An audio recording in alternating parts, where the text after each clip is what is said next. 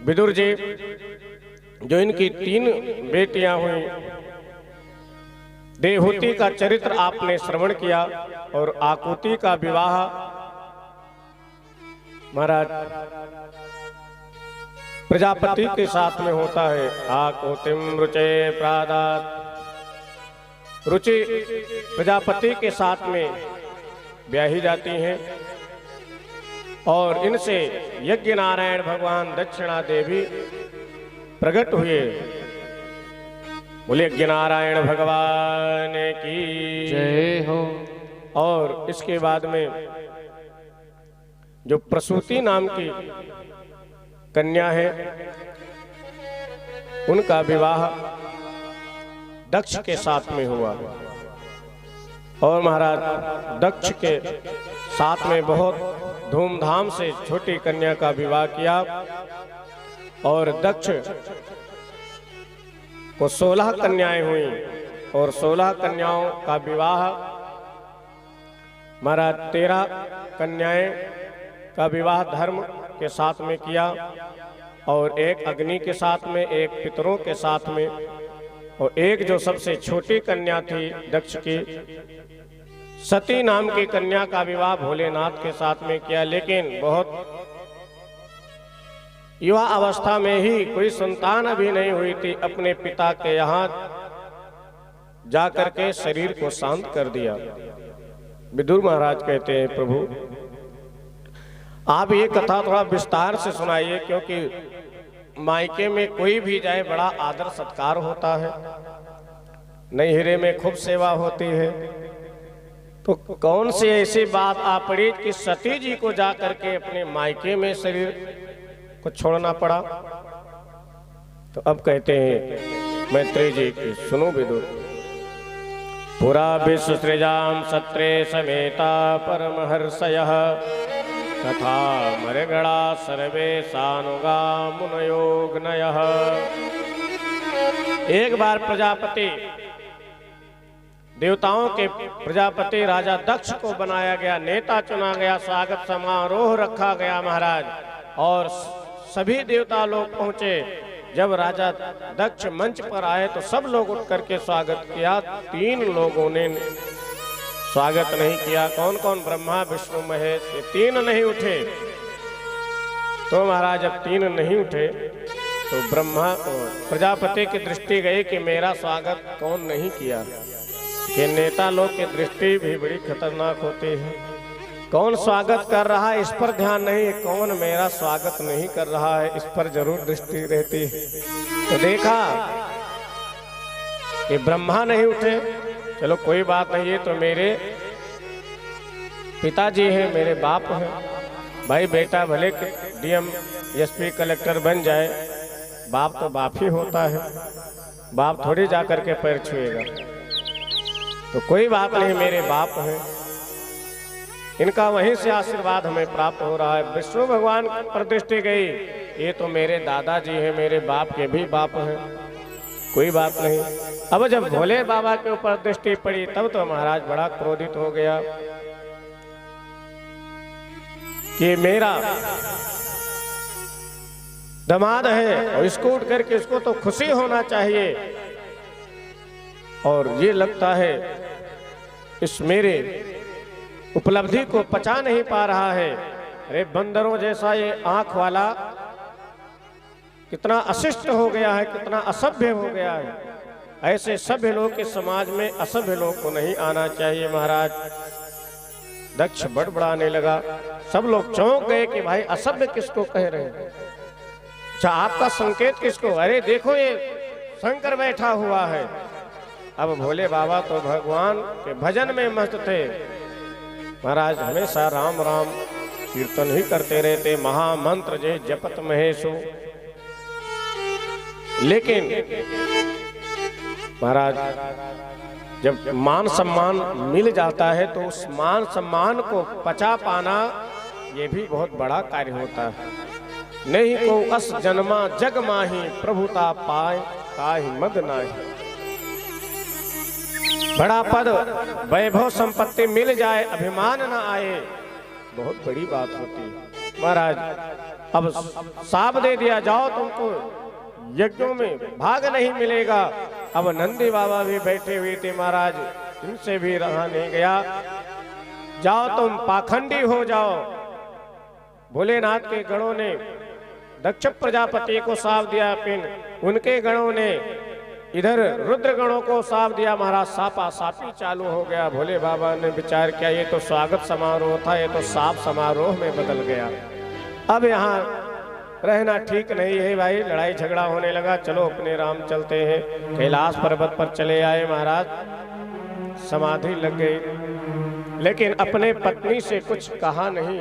ये नहीं कि बरस पड़े, अरे वहां गए थे तुम्हारे मायके में तो ऐसा मेरे साथ व्यवहार हुआ। इधर सती जी से कुछ झगड़ा नहीं किया। तो कुछ पति देव होते तो महाराज अपने पत्नी के ऊपर ही सारा क्रोध उतारते। तुम्हारे नैहरे के लोग कैसे हैं, मेरी ऐसी इज्जत उतार दी भरी सभा में कि मत पूछो। लेकिन धन्य है भोले बाबा, एक शब्द कुछ नहीं कहा और वो अपमान का विष महाराज पी गए। वो तो हलाहल विष पीने वाले हैं, अपमान का विष पीना तो सहज ही है। और महाराज समाधिस्थ हो गए थे। एक बार फिर से यज्ञ का आयोजन किया है, अभी और बदला लेना चाहता है दक्ष प्रजापति। सभी देवताओं को बुलाया, भोले बाबा को निमंत्रण नहीं दिया। और महाराज सुर सुंदरी करें कल गाना, सुर सुंदरी कल कल गायन कर रही हैं, जिसको सुन करके मुनियों का ध्यान भी टूट जाए, छूट जाए। ऐसा महाराज सुंदर गायन करते हुए और जब विमान जाते हुए देखा, और भोले बाबा उस समय सुंदर कथा सुना रहे थे। सती मैया ने पूछा ये विमान सब कहाँ जा रहे हैं? भोले बाबा ने कहा है जो जहां जा रहा हो जाने दो, तुम तो कथा सुनो, कथा से मतलब रखो। नहीं, आप कृपा करके बताइए, कथा को महाराज रोक दीजिए, कथा तो आप सुनाते ही रहते हैं। राज कथा में भंग कर दिया। भोले बाबा समझ गए कि कथा में भंग किया है, इसलिए इसका कल्याण नहीं होगा, क्योंकि ये 3 जगह विघ्न नहीं करना चाहिए। कहाँ कहाँ पर? निद्रा भंगो, कथा छेदा। कोई बढ़िया मस्ती में सो रहा हो महाराज, बढ़िया थका मादा है, तो उसको ये नहीं कि जगा दो, नींद टूट जाए तो भी अपराध लगता है। लेकिन अगर कोई विद्यार्थी सो रहा हो, कोई काम जरूरी करना है, वो सो रहा हो, तब तो बड़ा धर्म संकट हो जाएगा कि जगाएं कि ना जगाएं। तब उसको उस समय जगा देना चाहिए। शास्त्र में ये भी लिखा हुआ है किसको जगाएं और किसको ना जगाएं। महाराज दूसरे का कुत्ता सो रहा हो तो उसको मत जगाओ, क्योंकि जगेगा तो तुम्ही को काटेगा। कोई दुष्ट व्यक्ति सो रहा हो, पागल सो रहा हो, तो उसको सोने दो। उसको डिस्टर्ब करोगे तो वो तुम्हारे लिए ही महाराज हानिकारक होगा। और कोई विद्यार्थी प्रतिहारी च, विद्यार्थी है, कोई सेवक है, मार्ग में जाने वाला है, अगर वो सो गया है तो उसको जगा देना चाहिए। लेकिन कोई थका है, कोई विशेष कार्य भी नहीं है, भी निद्रा पूरी नहीं हुई है, उस समय उसको कदापि नहीं जगाना चाहिए। बोले श्री भागवत भगवान की जय। श्री प्रवेश तिवारी जी गुरु भाई यहाँ से प्रस्थान कर रहे हैं, बहुत दूर जाना है। आपका भद्र हो, मंगल हो, और भगवान के बड़े ही दुलारे प्यारे हैं, और भगवान की पूजा में और कथाओं में आपकी अनन्य निष्ठा है। और यहाँ पर भी महाराज इतना समय निकाल करके, मुंबई में कार्यभार इनका चलता है, व्यस्तता रहती है, लेकिन फिर भी समय निकाल करके आए। भागवत भगवान आपका कल्याण करें। बोले श्री भागवत भगवान की जय हो। और कथा छेदा, कथा चल रही हो, कोई कुछ दूसरा पूछ रहे कि महाराज ये बात बताइए। अब कथा चल रही है, उसके बीच में कोई कहे महाराज ये कथा नहीं, ऐसा नहीं, ऐसा सुनाइए। तो उस बीच में जो कथा को भग्न करता है, कथा में खलल डालता है, उसको ब्रह्म हत्या का पाप लगता है। और कहाँ विघ्न नहीं करना चाहिए? कहते दंपत्यों प्रीति भेदनम, पति पत्नी में खूब प्रेम है, खूब बढ़िया बैठता है, दांते काटे की रोटी है, लेकिन दूसरे लोग देख करके जल रहे हैं और सोच रहे हैं कि कैसे दोनों को लड़ा दे, कैसे झगड़ा करा दे। महाराज, तो पति पत्नी के बीच में भी जो लड़ाई कराता है, झगड़ा लड़ाता है, उसको भी ब्रह्म हत्या के समान ही पाप लगता है। इसलिए इससे बचना चाहिए। बोले श्री भागवत भगवान की जय हो। और महाराज इधर सती जी ने कहा कि कहाँ सब जा रहे हैं देवता लोग? तो भोले बाबा ने भी मानो कह दिया कि सब तुम्हारे बाप के यहाँ जा रहे हैं, तुम्हारे पिता दक्ष के यहाँ जा रहे हैं यज्ञ में, मुझे निमंत्रण नहीं मिला। हाँ, निमंत्रण नहीं मिला है, अभी भी नहीं बता रहे। अरे निमंत्रण नहीं मिला तो क्या हुआ? गुरु के यहाँ, माता पिता के यहाँ, अपने मित्र के यहाँ निमंत्रण ना भी मिले, कोई उत्सव हो रहा है तो भी पहुंच जाना चाहिए। भोले बाबा ने कहा तुम सत्य कह रही हो, लेकिन अगर विरोध मान करके कोई नहीं बुलाया है आपको तो वहां कदापि नहीं जाना चाहिए। तदपि विरोध मान जहाँ कोई, तहाँ गए कल्याण न होई। आवत ही हर्षे नहीं, नैनन नहीं सने, और तुलसी तहाँ न जाइए, चाहे कंचन बरसे में। वहां नहीं जाना चाहिए, भले क्यों ना सोना बरस रहा हो, जहां पर पहुंचने के बाद में नेत्रों में स्नेह ना हो, स्वागत की भावना ना हो। और महाराज इस प्रकार भोले बाबा ने समझाया कि जाना ठीक नहीं है। लेकिन महाराज अब मायके में इतना बड़ा यज्ञ हो रहा है, सभी लोग जा रहे हैं, अब कैसे रोक पाए? जब ठान ले कि जाना है तब तो महाराज कौन रोक सकता है? भोले बाबा ने यहाँ तक समझा दिया, देवी संभावितस्य स्वजनात्म पराभव यदा स सद्यो मरणाय कल्पते। तुम मेरी बात नहीं मानोगी, तुम चली गई तो तुम्हारी मृत्यु भी हो सकती है। यहाँ तक भोले बाबा ने बता दिया, लेकिन महाराज बात नहीं बैठी। जब माताएं लोग नैहरे जाने की तैयारी बना ले और तब किसी ने अगर रोक दिया तो महाराज खतरे से खाली नहीं। अगर जाने नहीं दिया तब शाम को रोटी पानी सब बंद हो जाएगा, मिलेगा नहीं। तो उस समय बुद्धिमानी यही है कि जल्दी अपने भी लग करके सूटकेस उनका जो है सब पैकिंग करा करके जल्दी गाड़ी से छुड़वा दीजिए, तभी भलाई है। बोले भागवत भगवान की जय हो। जब भोले बाबा ने साफ साफ मना कर दिया, अब क्या था महाराज? चंडी उग्र देवी काली का रूप धारण करके मानो अभी संसार को निकल जाएंगे, ऐसा केस बिखेर करके महाराज भद्रकाली रूप धारण कर लिए। भोले बाबा भी काम पड़े। भोले बाबा ने कहा, देवी तुम इस तरह जब रूप बना ली हो, जाने के लिए ठान ही ली हो, तो तुमको कौन रोक सकता है? भोले बाबा भी लग गए पैकिंग कराने में। और महाराज बढ़िया सब पैकिंग करा करके जो भी उनके खेलने की सामग्री थी और शीशा श्रृंगार सामग्री, महाराज जो भी उनकी वस्तुएं दिखाई दी, सारा सब कुछ उठा करके पैक कर दिया। ऐसा भोले बाबा ने क्यों किया? भोले बाबा जान रहे कि ये देवी जी अब लौट करके आएंगी नहीं, इनकी अगर ये वस्तु रहेगी तो देख देख करके हमें कष्ट होगा, हमें पीड़ा होगी, तो न रहेगा बांस न बजेगी बांसुरी।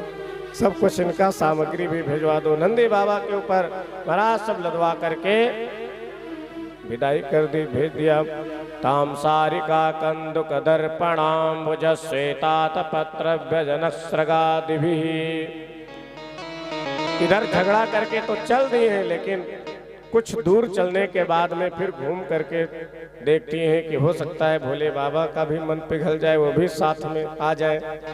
देवियां लोग चल तो देती हैं, लेकिन फिर सोचती हैं रास्ते में कि श्रीमान जी भी साथ में होते। दोनों लोग जब मायके पहुंचे तब उसकी अलग शोभा होती है, लेकिन अब आ ही नहीं रहे तो मुझको तो जाना ही पड़ेगा। ओ महाराज सती देवी पहुंच जाती हैं यज्ञ परिसर में। लेकिन वहां आश्चर्य क्या देखा कि कोई कुशल क्षेम नहीं पूछ रहा है। और महाराज ये तो 16 बहन थी, बाकी बहनें खूब परिहास करती हैं। एक कहती है अरे बहन जीजा जी क्यों नहीं आए, दूसरी कहती है अरे जीजा जी को समय है यज्ञ में आने का, भांग का गोला खा करके कहीं पड़े होंगे। कोई कहती है धतूरा पी करके पड़े होंगे। महाराज ऐसे ऐसे उपहास उड़ाती है। कोई प्रेम से बात तक नहीं किया, कुशल क्षेम नहीं पूछा, क्योंकि दक्ष का डर है। दक्ष ने कह रखा था कोई सती यदि आ जाए तो कोई बात मत करना। लेकिन माँ तो माँ होती है। जब माँ के पास सती देवी पहुंचती है तो गले लगा करके माँ फापक करके रो पड़ती, बेटी मेरे अपराध को क्षमा कर देना। मैंने बहुत समझाने की चेष्टा की तेरे पिता को, लेकिन मेरी एक बात न सुनी।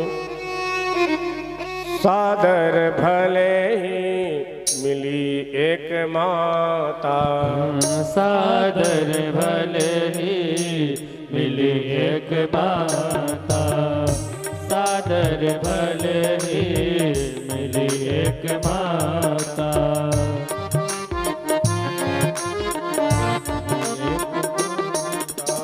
भगनी मिली बहुत मुस्काता, भगनी मिली बहुत मुस्काता, भगनी मिली बहुत मुस्काता।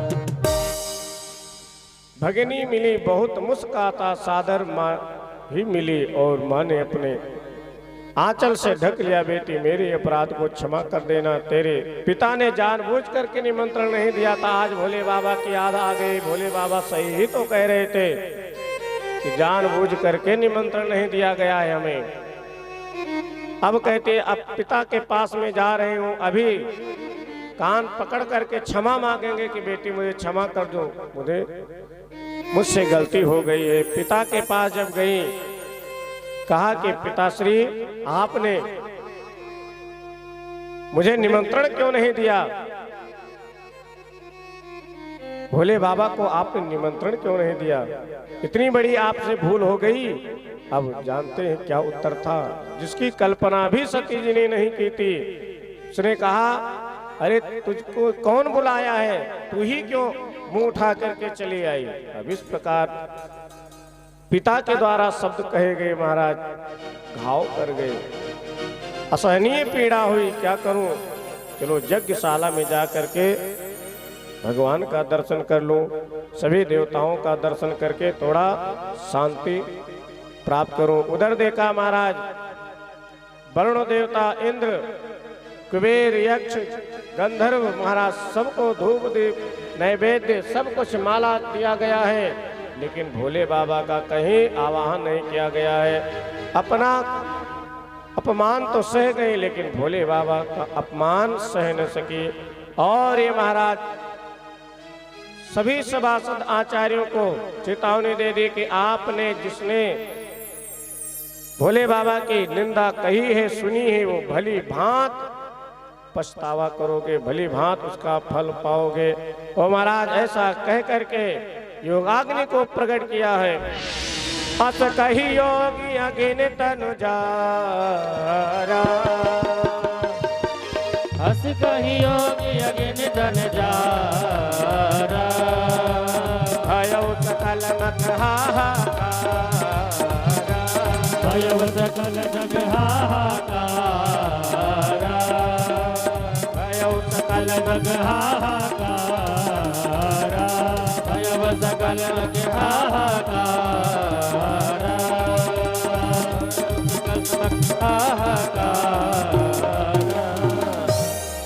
महाराज हाहाकार हो गया यज्ञशाला में कि अब क्या होगा। सती देवी ने अपने प्राणों को ही आहूत कर दिया है। इधर महाराज सब भृगु आदि आचार्य रक्षोग्न मंत्र पढ़ करके यज्ञशाला में महाराज पीली सरसों छिड़क रहे कि रक्षा हो। लेकिन धन्य है सती जी ने शरीर तो त्याग दिया, लेकिन मरते समय भगवान से प्रार्थना किया कि जन्म जन्म मुझे पति के रूप में भोले बाबा ही प्राप्त हों।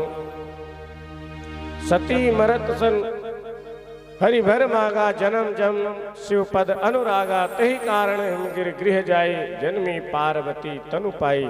इधर नारद जी भोले बाबा से जाकर के समाचार कहते हैं, महाराज वो चली गई। भोले बाबा कहते वो तो मैं पहले ही जानता था कि वो जाएंगे ही, लौट करके थोड़ी आना है। लेकिन नारद जी ने कहा वो आपकी अर्धांगिनी थी, आपके लिए शरीर का अपने त्याग कर दिया है, क्या आप बदला नहीं लोगे? दक्ष को कुछ आप सबक नहीं सिखाओगे? समाज में संदेश क्या जाएगा?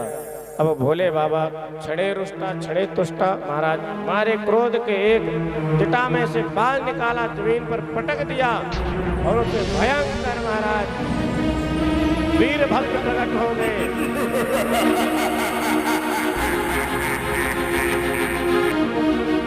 भोलेनाथ प्रभु के चरणों में प्रणाम करके कहा, प्रभु क्या आदेश है मेरे लिए?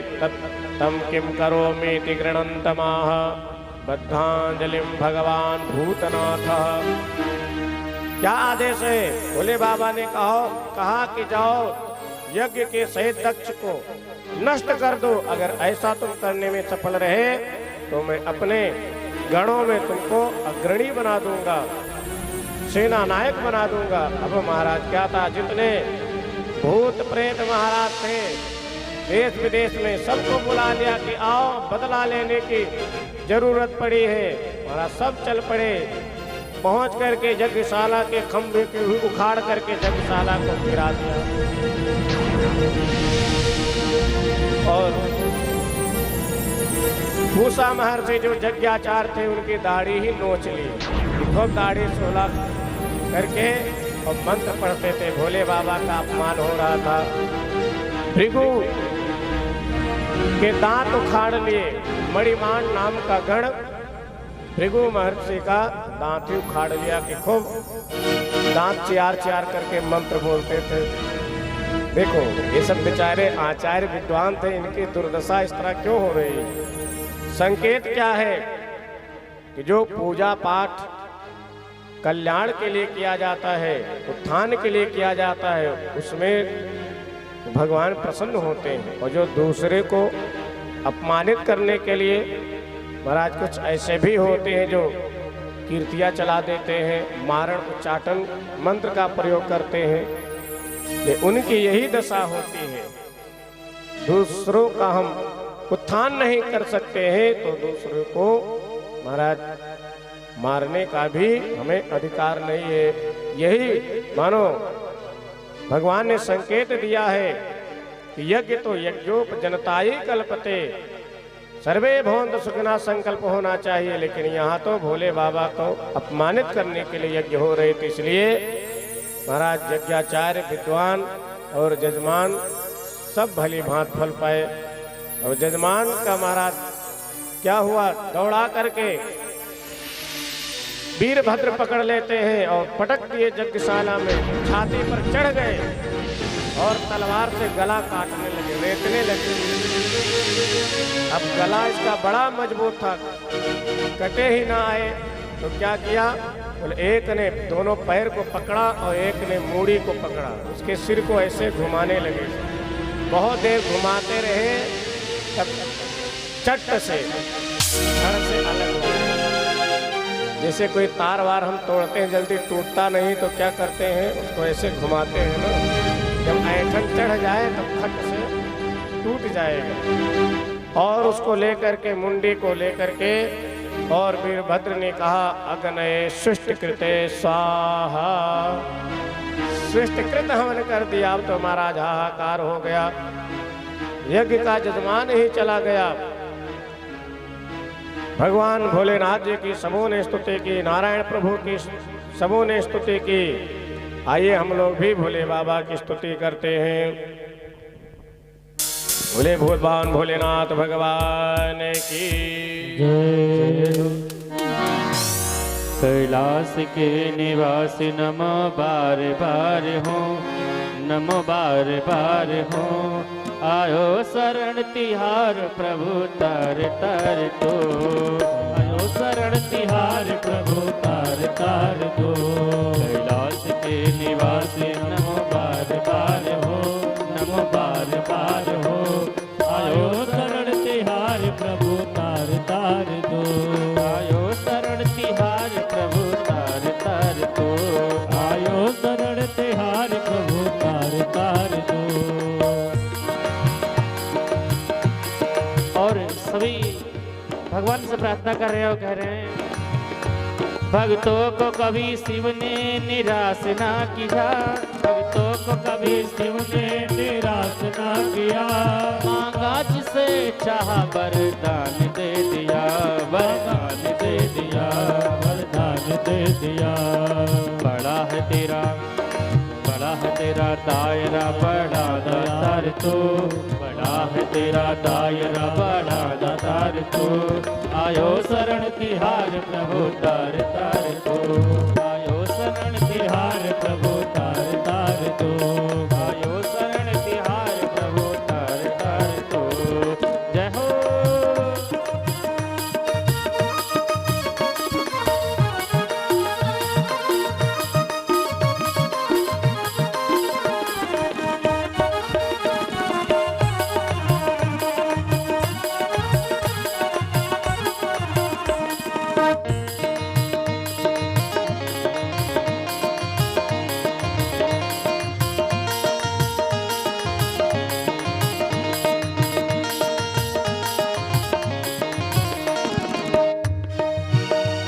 बखान क्या करूं मैं राखों के ढेर का, बखान क्या करूं मैं राखों के ढेर का। लिपटी विभूति में है खजाना कुबेर का, खजाना कुबेर का, खजाना कुबेर का।